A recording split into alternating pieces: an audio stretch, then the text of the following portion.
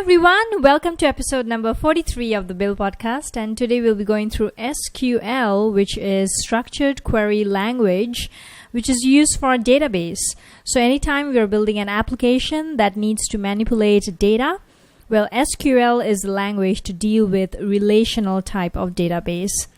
So first, let's go through SQL. It is basically, as mentioned, it is structured query language, and it is a standard that was standardized in about 1986 first by the ANSI Standard Institute. Now, one of the common questions for beginners is what is the difference between the term SQL and also the terms like PostgreSQL or SQLite or MySQL? Well, SQL is the language, while Postgres, SQLite, and the MySQL are the implementations of the language in this short form, which is called as RDBMS, which is Relational Database Management System. So I have already installed a MAMP in my local machine, so let me go ahead and fire it up. Once you open MAM, you will come across this screen. Now, I have already done a little bit of settings in terms of open pages and document root.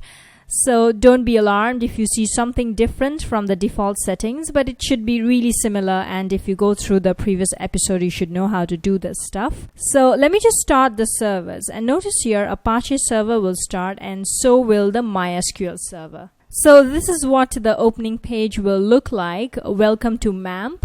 And here are some of the information about the MySQL database that comes with the MAMP. Now, if you have installed MySQL separately, not using the one that comes with MAMP, these information will be slightly different. Now, in the command line, notice that I will just check the version of MySQL. And let's also kind of see where is this MySQL installed in. And there you go. It's kind of installed inside application MAMP library bin.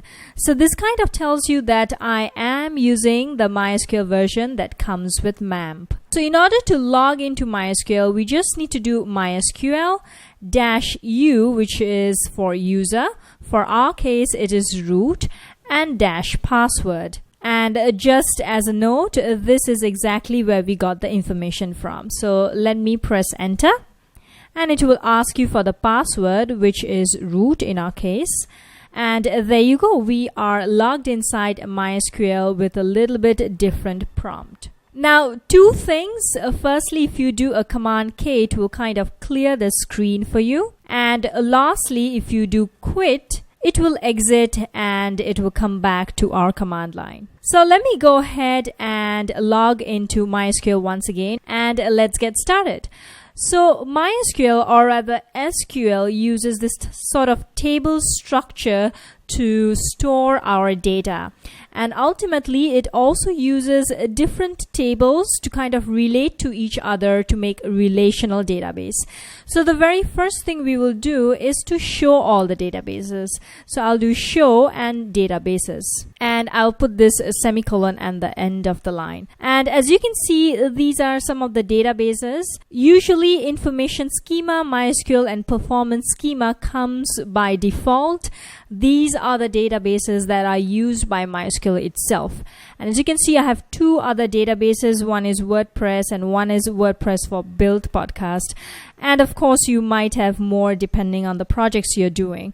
Let me also show you another interesting thing, show character set. And this will basically show you many different types of character sets that are available in MySQL. And now let's create a database. So I'm going to say create and then a database, and I'm going to give it a name. So let's just say computer networks, and maybe I can have a little table about the various layers in the computer networks. Now, after I do that, now if I say show databases, let's see what happens. There you go. I have computer networks as one of the new databases. Now, how do we use one of the databases? To do that, we'll just say use computer networks. And there you go. I'm using computer networks, and this is a brand new table, databases. So and every database will have a series of tables. So let me just show the tables in computer networks. Sorry, it should be tables, and it is obviously an empty set. Now for the sake of a demo, let me just go ahead and use MySQL, which is one of the default databases that comes with it. And now if I do show tables, because this is already an old database, it should already come with many others, unlike the computer networks database. Great, so that's a little bit about all the databases. Now, I'm not going to use the computer networks database, so how do we actually delete the entire database? So to do that, we'll just do drop database and the name, which is computer and networks. Now if I do show database, guess what? Computer networks is no longer inside. Great, so now we are all ready to start a brand new database. This database will be all about solar system, our planets and the moons. Okay, so let's go ahead and create it. So I'm going to say create database, and I'm going to give it a name called solar system. Great, and now if I say show databases, there you go. I have a brand new database called solar system. So obviously I'll now go ahead and use solar system. And now if I do show tables, obviously it will be an empty one. Now we will create the very first table in solar system, which is the planets. So to do that, we'll do create table and then planets. We'll open up the brackets. And once we enter, notice that it will give us an indented prompt to indicate that our statement is not complete yet. So the very first column we will have is simply called ID. It will be an integer, which is definitely not null, and it will always be auto-incremented so that each of the planet items will have a unique ID. Great, so after comma, when I enter, it will still give us an indented prompt because our statement is not complete. Next, we will do name and then varchar with 20 so that, we know that the planet names are not that long. Next, we will also define a distance from the sun, and we will give it a float because we know that there will be decimal points and not just whole numbers. We will do the same with mass of each of the planet. Next, we'll do atmosphere. And this will be a text because it is not a number. Finally, we will describe a little bit more about the ID because this is the primary key or the main identification number by which we will identify each of the planets. So to do that, we'll do constraint and then ID. We will say that it is primary key, and in bracket we will say it's the column ID. And then we will go ahead and close up the statement with close brackets and semicolon. I had to create it once again because I had a spelling mistake in constraint. So once you do that, notice that the table is created, and now when I say show tables in solar system, there'll be one table, and that is called the planets. So let me clear the screen with Command K once again, and this time we will insert the data into the table called planets. So to do that, we'll say insert into, and then we will say planets, which is the table name, and then we will give the column names. So the first one will be name, then will be the distance, mass, atmosphere. And next we will do the values itself. So the very first one, we will say it's Mercury. It is 0.4 Earth distance from the sun. It is 0.55 mass of the Earth, and it has a molecular oxygen in the atmosphere. Great, so we will close this off, and there you go. I have one row. Notice how the ID is automatically number 1, and therefore we didn't even have to include it as one of the values. Why don't we go ahead and insert the data for other planets? So I'm going to do the same with Venus, which is the next planet. And now when I do select all from planets, there you go, Venus is there, and ID is also auto-incremented. And similarly, I've gone ahead and inserted other data such as Earth, Mars, Jupiter, Saturn, Uranus, Neptune, and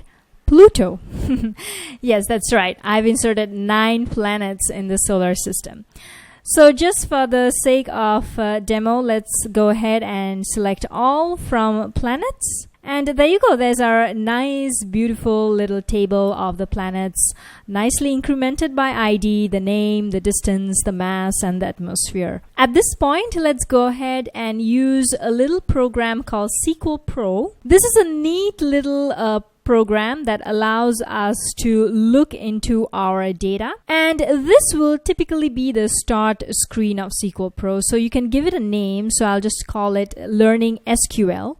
And if you're wondering how to fill up the rest of the information, well, I will have to come back to the MAMP information that we had in our localhost. So similarly, I have gone ahead and created all the different values. The port is 3360. And once you do that, if you come back right to the top left-hand corner, you will see all the databases here. It is really familiar to the ones we queried in our command line. There it is, our solar system. So let's go ahead and take a peek inside. As you notice, there's only one table called the planet, so let's go ahead and click planet. If we go to the structure, it will show us the structure, which means the different columns or the fields. Like we mentioned, we have given the name of varchar.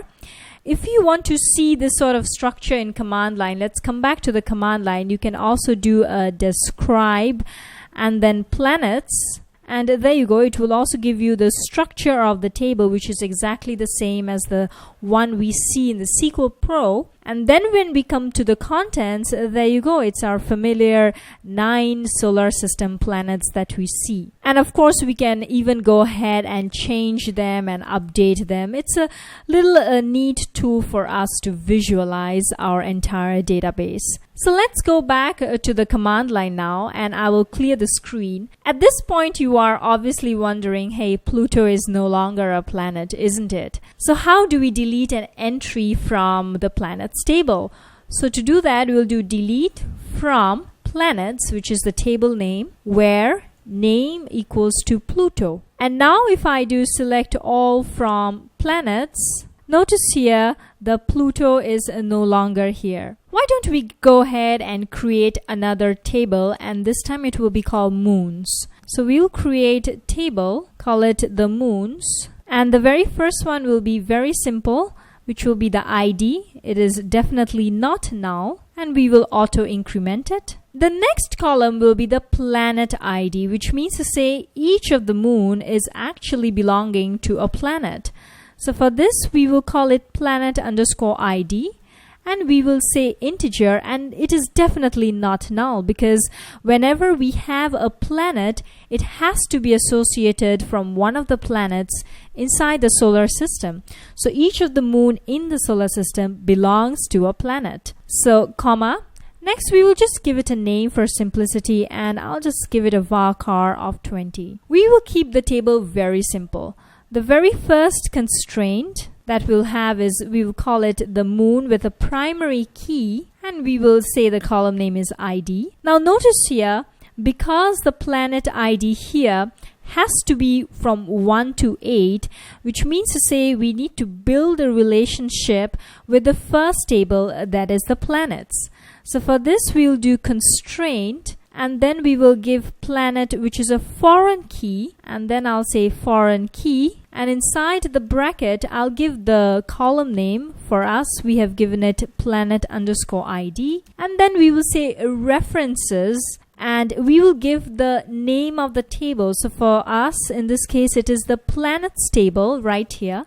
And we will also give the name of the column inside the planet that it refers to, and that is basically the ID. So looks like we are all set, and I'll just close off the table. The new moons table has been created, and now when I clear and do show tables, I have a brand new table called the moons. And if I want to describe the structure of the table moons, there you go. It's a very simple table which just gives the ID of the moon, associated planet ID, and just the name. And it looks like we are all set to go and insert the moon's data. So just as we inserted the planets, I'll go ahead and insert into moon and give the column names, which is name and the planet ID. And I'll call it moon and give it an ID of 3. because the Earth is number 3. Next, I will go ahead and add Phobos, which is the moon of Mars, and hence the ID is 4. Let's go ahead and add the second moon of the Mars. I also went ahead and added 4 more moons, and I've given it an identity of 5 because they belong to the planet Jupiter. Great, so let's clear the screen and select all from moons. And there you go, I have added 7 moons. Obviously, there are hundreds of satellites of planets in our solar system, but just for the sake of demo, I have inserted 7 of them. And just to recap how it looks inside our SQL Pro, I have gone ahead and refreshed the database, and now when I come back, I see, hey, moons has been created.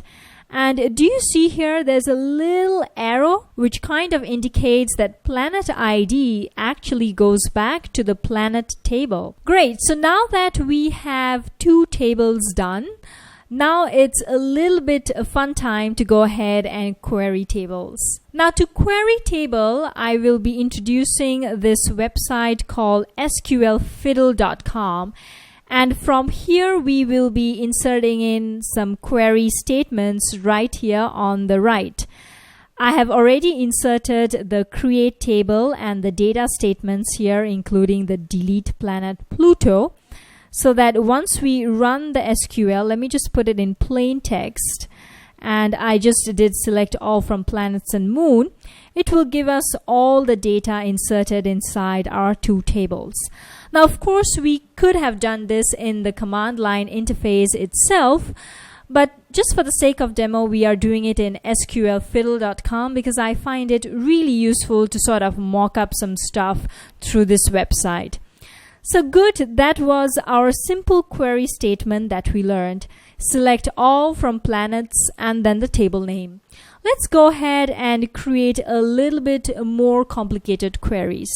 So the next one we will do is select and then the column names from the planet. So let's say we do not want to display all the columns that we see here. We just want the name, and then we want the distance, and then we want the mass from the table called planets. So I'm going to run the SQL here and notice how this will be different. Obviously, as you see here, only 3 columns are displayed, which is name, distance, and mass. Now, obviously, if you see here, the column name distance is not that effective. So let me go ahead and rename it. So I will say as, and then I will say distance, and then I'll give it AU to say that the distance unit is in astronomical unit. And 1 AU equals to the distance from the sun to the earth. So let me go and run this once again. And there you go, the column is renamed. The next thing we will do is to kind of limit the number of query returns. So over here we see that all the 8 names are here. Now what if we only want the first 4, which are the inner planets of the solar system, or rather the terrestrial planets? So to do that, I will just limit it to 4. And now when I run the SQL statement, notice only the terrestrial solar planets are noted, which are the Mercury, Venus, Earth, and Mars. Alright, so let me clear away all the query. This time I'm going to select all from planets table, and I'm going to order it by the mass, which means to say that I want to know the heaviest planet first, right up to the lightest planet. So let me just run this query. Oops, I have a spelling mistake of order, so it should be D. Let me go and correct it. And now when I run the SQL statement, there you go, it's ordered here. Well, Pluto is coming here once again because I've commented it out. So as you notice here, if you put a hash or a pound sign, it will be commented. So let me just go ahead and delete it. For this, I need to build the schema once again, and then I need to run the SQL statement. It will give you Mars, Venus, Earth, Uranus, and of course Jupiter is the heaviest of all. So that's how you do order by. Now let's do a little bit complicated query, and this time we will associate both the tables. Now I want a list of the moons, and I also want to know what are the corresponding planets they belong to. So to do that, I'll just do select all from moons just to show how simple it is. Now this is pretty good actually, but the problem is it gives you the planet ID and not the name. So we have to kind of do it manually and look up. That's not good. So the very first thing I will start doing is to kind of arrange the columns. So to do that, I'll do moons.id and I'll give it a name as we learned before, and I'll just put it as hash sign. And I'll give it a second column called moons, and then the column name is name, and I'll call it moons. And I'll give it a third column, and this column comes from planets and it is called name, and I will rename it as belongs to. And of course I'll get all of these from the table moons, but this is not enough. I need to build the relationship between the planet's name and the planet's ID, which is residing inside the moons table. So to do that, I will do an inner join statement, which means to say that join up with the table called planets. And how do we join? The format or the formula of joining is this, which means to say that planets.id, which is the column, is actually equal to moons.planet_id. So this is how they are relating to one another. Great, so let's run this SQL and you will immediately see how this is much better. And there you go. It will give us the name of the moons, and it will also tell you the corresponding planets it belongs to. Now, can we do better? Which means to say that can we, instead of saying moons and then belongs to, we definitely see some duplicates here. Can we instead list out the planets here and then we list out the corresponding satellites each of the planets have in terms of comma? Well, yes, we can do that. So let's see how we can make that happen. So I'm going to clear away the statement and then I'll say select. This time I'll say the first column is called name. The second column will be a group concat because we do not want multiple entries of duplicate planets. So we are going to group the moons. So in this case, I'm going to use a function called concat, and this will contain all the moon names. So moons.name. And I will name the column as moons. It is coming from a little bit complicated. So it's coming from planets table, which we will left join it with the moons table with the formula moons.planet_id equals to planets.id. Great. And next we will do is group by, and we will do it by planets.id. Great. So this looks slightly better. So in a sense, we are saying all the planets and we are listing out the moons. Can we do better than this? Because we are also listing out some planets which we did not indicate what are the moons. Obviously, in reality, Neptune and Uranus have moons, but I just didn't include them. So how can we get rid of these rows that are with null items? So for this, we can actually use a filter called where, and we will say moons.name is not null.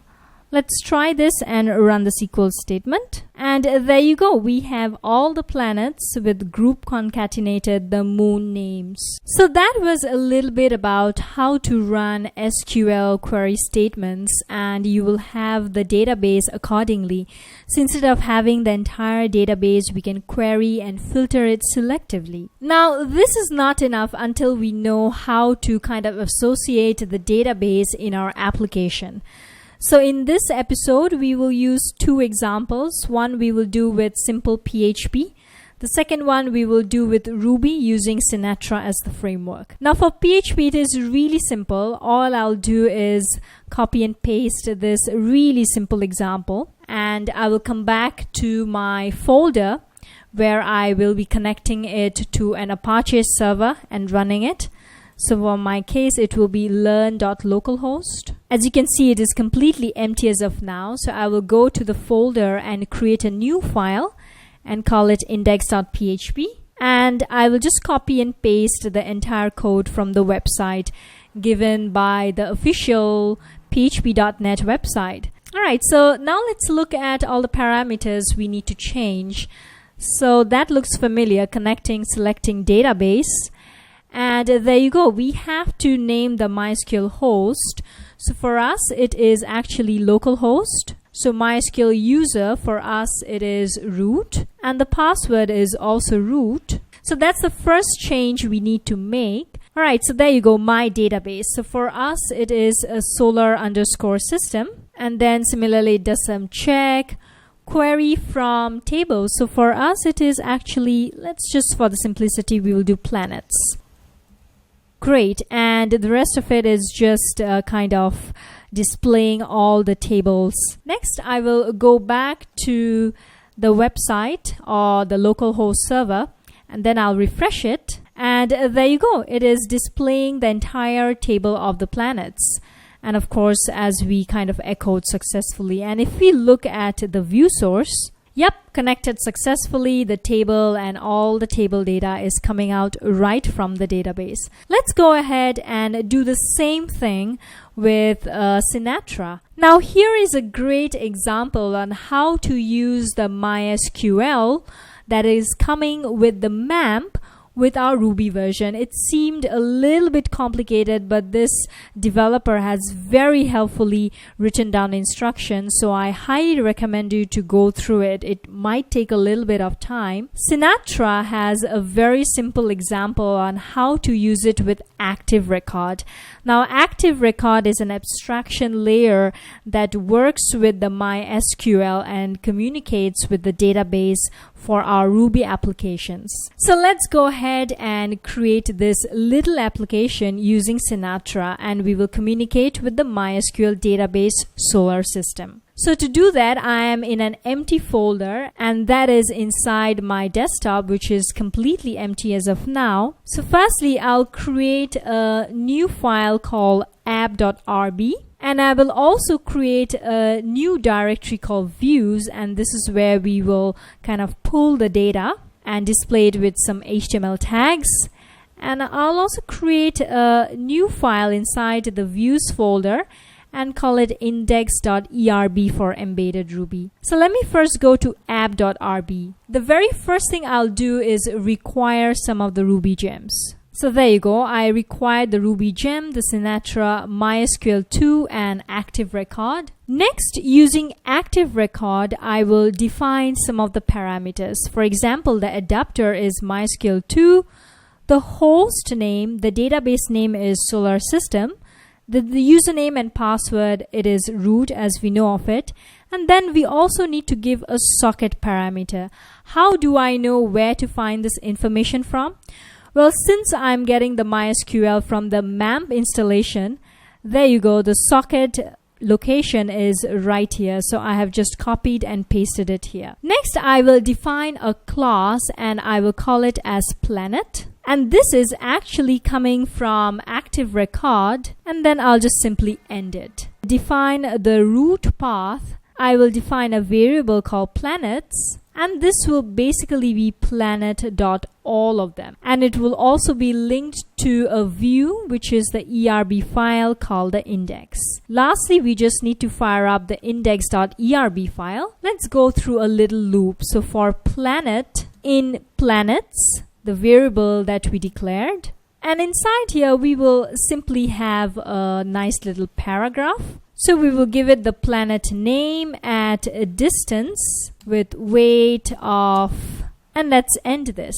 Now obviously this is not taking the data from the database, so we need to replace this. So the name in this case will be planet.name, which is the column name. So similarly, I will replace the distance with the column distance. So let me just replace it at weight. And all I need to do is ruby app.rb, and there you go, it will give us the website link, which is localhost port 4567. Let's visit it, and oops, there is an error, undefined method wait. So let me quickly go back to the code. Yep, it should not be wait, it should be mass, because that's what we defined as the column name, as we can see in our SQL Pro. So that's it for MySQL, or rather SQL, and we learned how to do it both with PHP as well as Ruby through the Sinatra framework. Now let's go through very briefly some of the SQL learning links. This is a Touch Plus screencast course. There is also another book on SQL that you can also read through, and also a book by O'Reilly, which is Learning SQL. And that's it for this week's episode of SQL. And for the build link of the week, it goes to Google I/O 2013 videos. Well, as I speak, Google I/O is actually going on because it is ending on 19 May. But nevertheless, do look out for amazing video list that will be done by the Google developer engineers, and I highly recommend you to go through all of them. If not, at least start with the Google I/O keynote that I watched. Some exciting stuff coming up. And yeah, that's it for this week's episode of SQL. For all other episodes of Build Podcast, visit build-podcast.com and subscribe it through RSS, GitHub, iTunes, YouTube, or Vimeo, and get the weekly podcast. And I'll see you next week. Goodbye.